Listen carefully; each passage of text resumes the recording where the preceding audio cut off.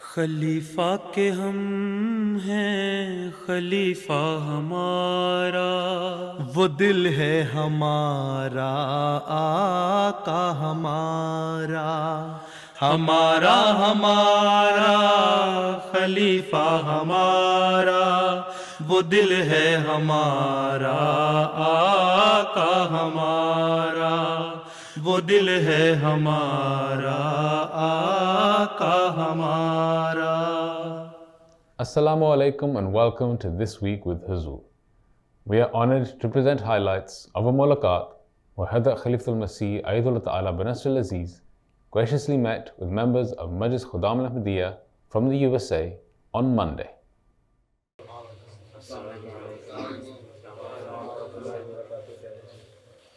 On Monday, Khuddam from Virginia, United States, were blessed to have a mulaqat with Hazrat Amir al-Mumineen Ayyadullah Ta'ala bin Nasr al-Aziz. The Khuddam had travelled especially for the mulaqat which took place in Islamabad. All Khuddam had the opportunity to speak to Huzur Anwar and introduce themselves. The attendees also had the opportunity to ask questions on a range of issues relating to their faith and contemporary issues.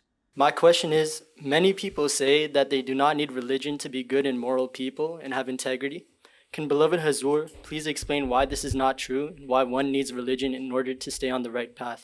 پچھلے دنوں ہی میں نے ایک جواب میں بتایا تھا، ضروری نہیں ہے کہ جو اچھے مورل والے ہیں وہ ضرور مذہب کے لوگ ہی ہوں، ٹھیک ہے۔ اب بہت سارے کلیم کرتے ہیں مسلمان ہیں، ہم مسلمان ہیں، لیکن کیا کر رہے ہیں یہ مسلمان آج کل؟ یہ کوئی مورلس نہیں ہیں ان کے اچھے، اس سے بجائے بعض ایتھیسٹ ہیں وہ زیادہ اچھے مورلس کے ہیں، بعض جو پریکٹسنگ مسلمان نہیں ہیں یا کرسچن نہیں ہے یا کوئی بھی نہیں ہے وہ بھی گڈ مورلس ہیں پائے جاتے ہیں۔ تو اصل چیز یہ ہے کہ اسلام کا قصور نہیں ہے یا مذہب کا قصور نہیں ہے کہ مورل نہیں سکھاتا۔ ہر نبی جو آیا ہے اس نے مورل سکھائے ہیں، کامن ٹیچنگ ہے ہر ایک کی، خدا کو ایک سمجھو، عبادت کرو اور اچھے اخلاق سے پیش آؤ۔ کرسچینٹی کی بھی تعلیم ہے، جوڈائزم کی بھی تعلیم ہے، موسیٰ علیہ السلام کی، حضرت صلی اللہ علیہ وسلم کی بھی تعلیم ہے، اسلام کی بھی۔ تو ہر نبی نے سکھایا، تو اس کا مطلب جو بیسز ہیں کسی بھی مورلس کی وہ مذہب سے ہی آئی ہیں، اور اس لحاظ سے ہم کہہ سکتے ہیں کہ جنہوں نے اخلاق سیکھا ہے وہ مذہب سے ہی سیکھا ہے۔ وہ آگے اور بات ہے کہ انہوں نے کہا ہم خدا کو نہیں مانتے ہیں، مذہب کو نہیں مانتے، دین علیحدہ چیز ہو گئی۔ تو اصل چیز یہ ہے کہ اچھے مورلز والے لوگ پیدا ہوتے ہیں جو مذہب کو نہیں مانتے ان میں بھی، لیکن اللہ تعالیٰ کہتا ہے اگر تم مذہب کو مانو گے، میرے حق ادا کرو گے اور ساتھ ہی اچھے مورلز بھی ہوں گے تمہارے، تو تمہیں میں ریوارڈ دوں گا کئی گنا، you will get many fold reward. اس لیے اللہ تعالیٰ نے قرآن شریف میں بھی بعض جگہ لکھا ہوا ہے کہ وہ لوگ جو مذہب کو مانتے ہیں، بظاہر میری نمازیں پڑھنے والے ہیں، لیکن اگر وہ غریبوں کا حق نہیں ادا کرتے، سچ نہیں بولتے، لڑائیوں میں انوالو ہیں اور دوسروں کے رائٹس کو ریزرو کرنے والے ہیں، تو میں نمازیں بھی ان کی قبول نہیں کروں گا اور ان کو جہنم میں ڈال دوں گا۔ تو اللہ تعالیٰ نے تو خود کہہ دیا کہ صرف مذہب ماننا ضروری نہیں ہے، اچھے اخلاق بھی ضروری ہیں، اور جو اللہ کے رائٹس ہیں اسی طرح بندوں کے رائٹس ہیں۔ اللہ تعالیٰ کہتا ہے کہ تم یہ ادا کرو، تو حقوق العباد اگر تم نہیں ادا کرو گے تو میرے جو رائٹ تم سمجھتے ہو کہ میں ادا کروں وہ بھی قبول نہیں ہوں گے۔ اس لیے جو لوگ یہ کہتے ہیں نا کہ مذہب نے ہمیں خراب کیا، ان کو مذہب نے خراب نہیں کیا، مذہب کی بیسک تعلیم ہی تھی جس نے تمہارے اندر مورلز پیدا کی ہے۔ یہ اور بات ہے کہ تم نے آہستہ آہستہ اس مذہب کی جو تعلیم تھی اس کو چھوڑ دیا، مورل کو لے لیا، اچھی بات ہے، لیکن جو مذہب کو ماننے والا بھی ہے اور اچھے مورلز والا بھی ہے، اس کو اللہ تعالیٰ، ہم سمجھتے ہیں کہ اس دنیا کے بعد اٹرنل زندگی تو اگلے جہان کی ہے، وہاں جا کے اللہ تعالیٰ ہمیں کئی گنا ریوارڈ دے گا جو تمہیں نہیں دے گا جو مذہب کو نہیں مانتے۔ تو ہم تو اس زندگی پہ یقین زیادہ کرنے والے ہیں نا، یہاں تو 80-100 سال کے بعد چلے جائیں گے، زیادہ 100 سال ہو گیا، تو کوئی 105 سال ہو، کل جیمی کارٹر آپ کا صدر فوت ہوا ہے 100 سال میں ہیں، وہ اس سے زیادہ چاندے کی ہوتے ہیں، لیکن ادروائز بٹوین 80-90 رینج ہوتی ہے لوگوں کی۔ تو اگلے جہان میں جا کے اللہ تعالیٰ اس کو ریوارڈ دے گا دگنا. تو یہی ہمارا نظریہ ہے. ہم مذہب کو ماننے والے، خدا کو ماننے والے ہیں اور اگلے جان پہ یقین کرنے والے ہیں. اس لیے ہمارے مذہب کے ساتھ اچھے مورل بھی ضروری ہیں. صرف یہ کہنا کہ میں مسلمان ہوں، میں نمازیں پڑھتا ہوں، اللہ کہتا ہے تمہاری نمازیں تمہارے منہ پہ مار دوں گا میں. ٹھیک ہے، تو اللہ تعالیٰ نے خود ہی کہہ دیا. اس لیے ان کو کہو کہ ہم کب کہتے ہیں کہ اللہ تعالیٰ نمازیں پڑھنے والوں کو بخش دے گا، تمہیں نہیں بخشے گا. ہاں اچھے کام کر رہے ہو تو تمہیں بخش دے گا. اللہ تعالیٰ کی قدرت ہے نا، مالک ہے وہ جج نہیں ہے، وہ مالک ہے.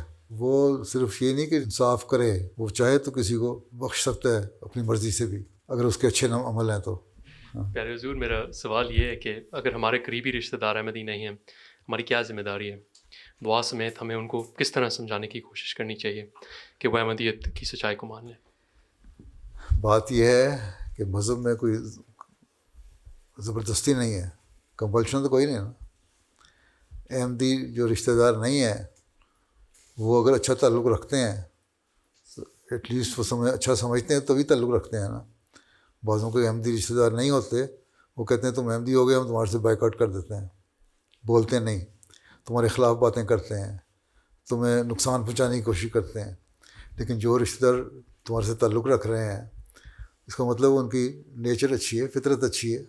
ٹھیک ہے، تو ان سے دوستی رکھو، تعلق رکھو، اسلام کی تعلیم کے مطابق ان کو اپنے اخلاق اچھے مورلز دکھاؤ. ابھی مورلز کی بات ہی ہو رہی ہے نا. اور ان کے جہاں ان کو ضرورت ہو خدمت کی، ان سے خدمت کرو، ان کے کام آؤ، ان کے لیے دعا کرو. تو یہ چیزیں جب وہ دیکھیں گے کہ تمہارا بیہیویئر کیا ہے، کیا ایٹیچیوڈ ہے ان کی طرف، وہ خود ہی انہیں پیدا ہوگی روح کہ ہاں یہ لوگ اچھے ہیں. اور آہستہ آہستہ پھر ایک وقت آئے گا جو وہ اللہ تعالیٰ ان کے دل بھی کھولے گا تو احمدی ہو جائیں گے. اللہ تعالیٰ نے یہ نہیں کہا کہ جو مسلمان ہوتا ہے اس کے ساتھ تم نے رحمی رشتے صرف نبھانے ہیں. اللہ تعالیٰ نے کہا رحمی رشتوں کا خیال رکھو، جو تمہارے بلڈ ریلیشنز ہیں ان کا خیال رکھو، اور تمہارے ان لاز کے بلڈ ریلیشن، جو ہماری بیوی کے بلڈ ریلیشن ہے ان کا بھی خیال رکھو. تو یہ جب تم کرو گے، وہ چاہے وہ کوئی بھی ہو، جب کر رہے ہوگا تو ایک اچھا اثر پڑے گا، ایک ماحول میں امن سلامتی قائم ہوگی. اور آہستہ آہستہ جب وقت آئے گا، اگر اللہ تعالیٰ نے میری قسمت میں لکھا ہے کہ انہوں نے مذہب کو قبول کرنا ہے، اسلام کو قبول کرنا ہے، تو وہ کر لیں گے. نہیں تو کم از کم تمہارے اخلاق کا تمہیں ریوارڈ مل جائے گا دگنا. السلام علیکم پیارے حضور. ایسا حضور نے بات کیا ہے کافی دفعہ پہلے کہ نماز بہت ہی ضروری چیز ہے اسلام میں. میرا سوال ہے کہ کیا ایسے کوئی طریقے ہے یا حکمت عمل ہے جنہیں ہم نماز میں زیادہ توجہ مرکوز کرنے اور سستی کے وقت نماز کو وقت پر ادا کرنے کو یقینی بنانے کے لیے اختیار ہے؟ بات یہ ہے کہ کوئی بھی آپ جب کام کرتے ہیں تو اس لیے کرتے ہیں نا کہ آپ کی دل سے خواہش ہوتی ہے. ٹھیک ہے، نماز کیوں پڑھنی ہے ہم نے؟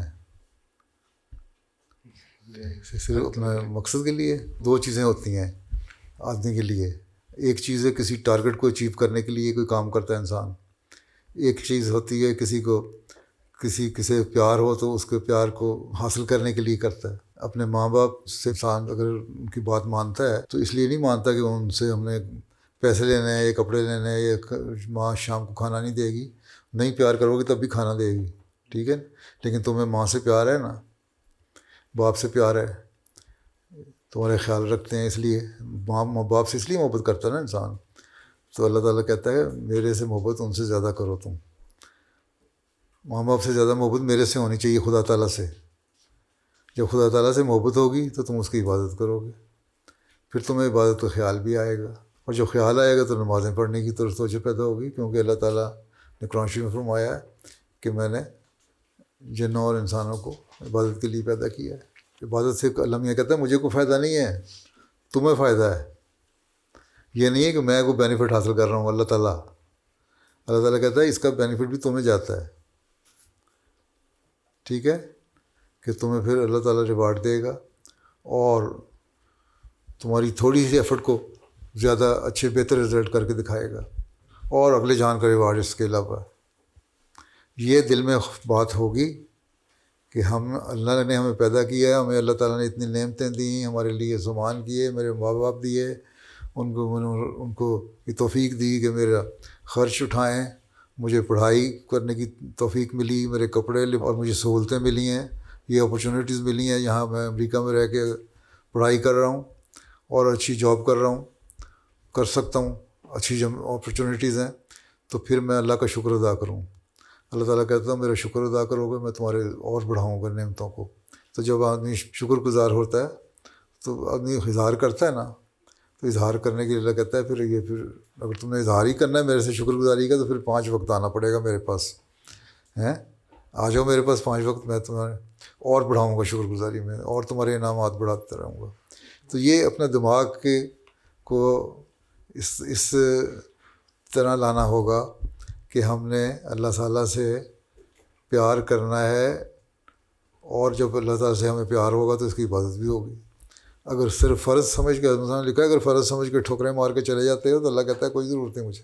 اللہ تعالیٰ نے تو قرآن شریف میں لکھا کہ ایسی بعض لوگوں کی نمازیں جو حق ادا نہیں کرتے نماز کا ان کے واپس کر دوں گا.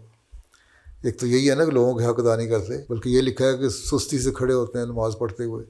کیا مصیبت پڑ گئی ہے، اماں نے کہا نماز پڑھ لو، چلو اماں کو دکھانے کے لیے نماز پڑھ لیتے ہیں، ابا نے کہا نماز پڑھ لو، چلو چلے جاتے ہیں. یا خدا علیہ نے کہا آج میٹنگ ہے تم نے وہاں آنا ہے، تو اس بہانے چلیں گے، مغرب کی نماز پڑھ لیں گے، عشاء کی پڑھ لیں گے، یا جمعہ پڑھنا مجبوری ہے. نو، دل میں محبت پیدا کرو پہلے اللہ تعالیٰ کی، پھر نماز پڑھنے کا مزہ آئے گا. ٹھیک ہے. اور اللہ کہتا ہے اپنے ماں باپ سے زیادہ محبت میرے لیے پیدا کرو.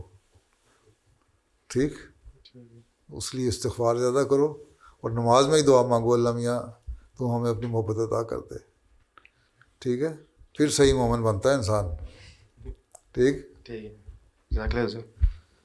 میرا سوال ہے کہ جو موجودہ حالات ہیں دنیا کے، کیا حضور کو یہ لگتا ہے کہ آنے والے وقتوں میں مسلمان جو کہ مغربی دنیا میں رہتے ہیں ان کی زندگی مشکل ہو جائے گی اور مغربی دنیا میں ہم سے ہماری آزادیاں چھین لی جائیں گی؟ اس بارے میں تو کئی دفعہ بتا چکا ہوں، پہلے بھی لوگ بھی میرے سے بتا چکے ہیں کئی دفعہ. یہ اگر اسلام میں ترقی کرنی ہے جماعت احمدیہ کے ذریعے سے ہونی ہے، اس لیے جماعت احمدیہ کو زیادہ خطرہ ہے. اور ایسے حالات ایک وقت میں آگے پیدا ہوں گے جب اسلام کے خلاف اور الٹیمیٹلی جماعت احمدیہ کے خلاف بعض لوگ کھڑے ہوں گے، اور اس میں ہو سکتا ہے وہ دشمنیاں زیادہ بڑھیں اگر اس سے پہلے تم لوگوں نے کوئی انقلاب پیدا نہ کر دیا تو. ٹھیک ہے. اس لیے یہ تو بڑا ظاہر ہے کہ جب ترقی ہوتی ہے تو دشمن بھی بڑھتے ہیں زیادہ، اور دشمنی یہاں بھی ویسٹ میں بھی جائے گی. بلکہ ابھی کچھ نہ کچھ باتیں ان کو پتہ ہوتی ہیں، کر رہے ہوتے ہیں، ان کے دماغوں میں بھی ہے یہ کہ کسی وقت ہم خلافت کو بھی نقصان پہنچائیں، ہو سکتا ہے.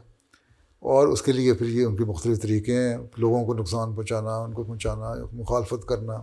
اور ان کی لابنگ جو ہوتی ہے، تمہیں پتہ ہے امریکہ میں تو بہت زیادہ لابنگ ہوتی ہے. اس کے بعد پھر کیا کچھ کریں گے وہ اللہ بہتر جانتا ہے. لیکن اس سے پہلے اگر ہماری کوششیں صحیح ہوں گی، اللہ تعالیٰ کا فضل ہوگا، دعا ہوگی، تو اللہ تعالیٰ اس سے بچا بھی سکتا ہے ہمیں.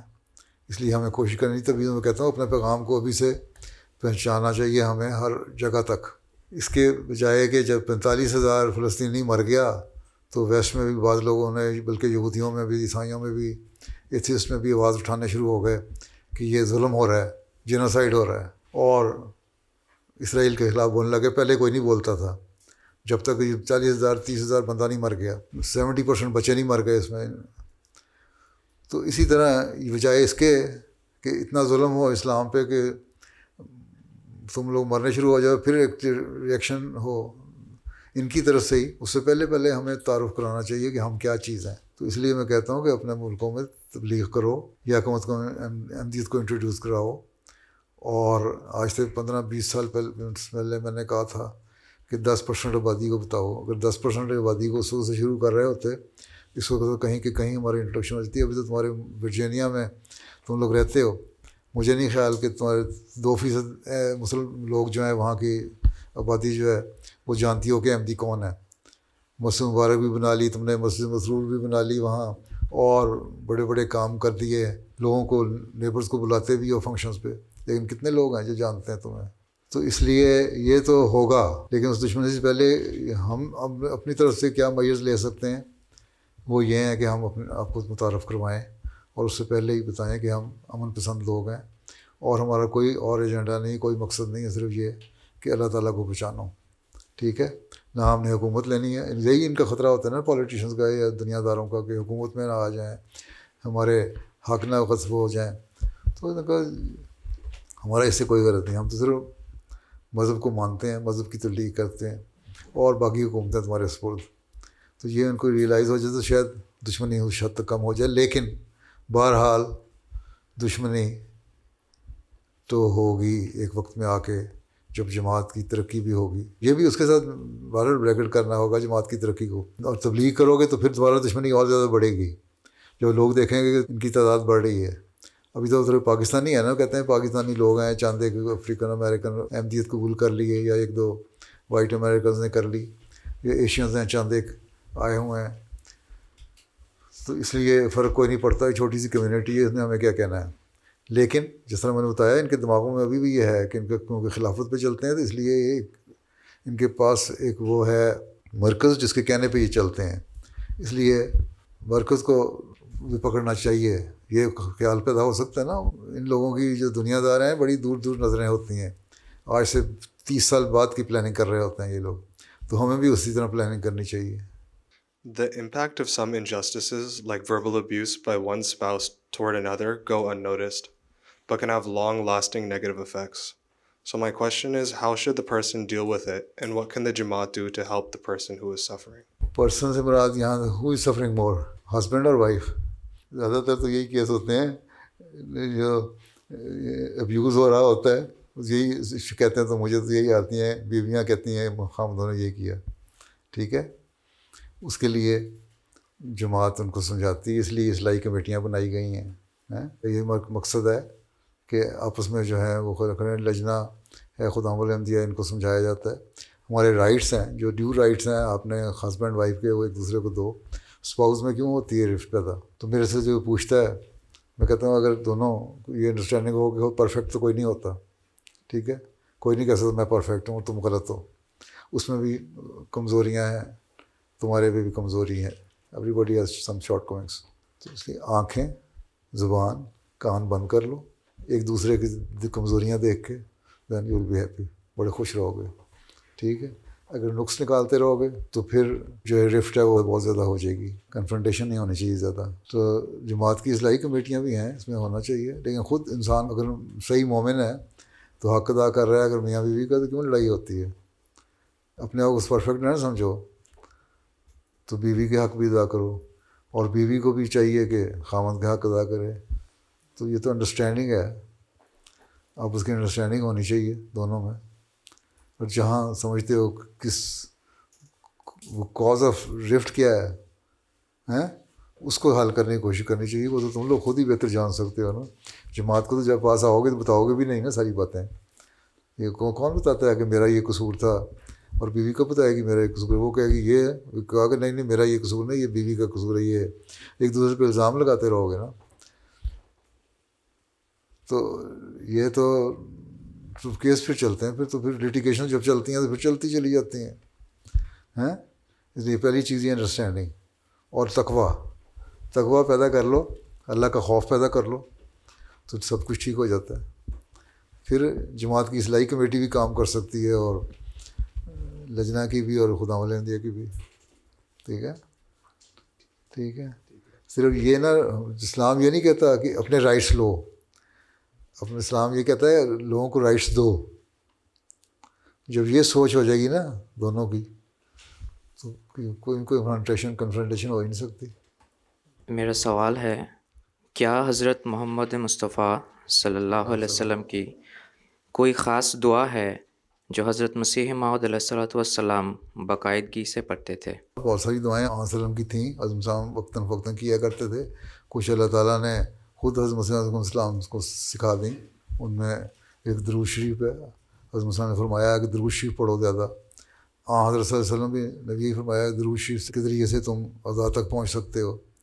اور اسی کو ایک مجلس میں حضرت مسیح علیہ السلام نے بڑی تفصیل سے بیان فرمایا, جس میں مفتی محمد صادق صاحب نے کہا کہ میں ہر نماز میں ہر دعا کروں گا, یعنی درود شریف پڑھوں گا. ایسے بڑی اچھی اور کون سی دعا ہے, بڑی اچھی بات ہے, میں بھی یہ پڑھتا ہوں. حضرت مسیح علیہ السلام نے خود, ابھی کل ہی میں نے مثال دی تقریر میں, کہ اللہ تعالیٰ نے کوئی فرشتے اکٹھے ہوئے اور انہوں نے کہا اس کو مقام یہ اس لیے ملتا ہے کہ یہ رسول سے محبت کرتا ہے، اس پہ درود بھیجتا ہے، تو اس کا مطلب سب سے زیادہ درود پڑھتے ہونا ہو گیا نا آپ کو. یہی دعا تھی جس سے سب کچھ ملا آپ کو. تو درود شریف سے سب اچھی دعا کون سی ہو سکتی ہے؟ اور بہت ساری اور دعائیں ہیں وقتاً فوقتاً حضرت مسیح علیہ السلام پڑھتے رہتے تھے، لیکن آپ نے فرمایا کہ اصل چیز یہی ہے کہ دل میں سے آواز نکلنی چاہیے دعا کی. اس لیے مسنون دعائیں بے شک پڑھو ان کی برکات حاصل کرنے کے لیے، لیکن اصل دعا وہ ہے جو خود اپنی زبان میں کرو، اور خاص طور پہ نماز میں اپنی دعا میں کرو. اس سے پھر ایک اندر سے جوش پیدا ہوتا ہے، اور وہ جو دل سے نکلتی دعا وہ پھر اللہ تعالیٰ کے یہاں قبول ہوتی ہے. ٹھیک ہے، پھر ہم نے اتنا وہ ہو گیا ہوا نا صرف شارٹ کٹ پہ اتنی دعا کر لو. پیروں نے بتا دیا، پیر صاحب نے کہا یہ دعا کر لو تو معاف ہو جاؤ گے، 5 نمازیں نہیں پڑھو گے تو کوئی دعا نہیں کام آتی ہے. پہلے وہ حالت ہی پیدا کرو نا 5 نمازیں پڑھ کے، پھر دعائیں بھی کام آئیں گی. As the mulaqat concluded, the Khuddam were blessed to receive the gift of pens from Hazrat Khalifatul Masih.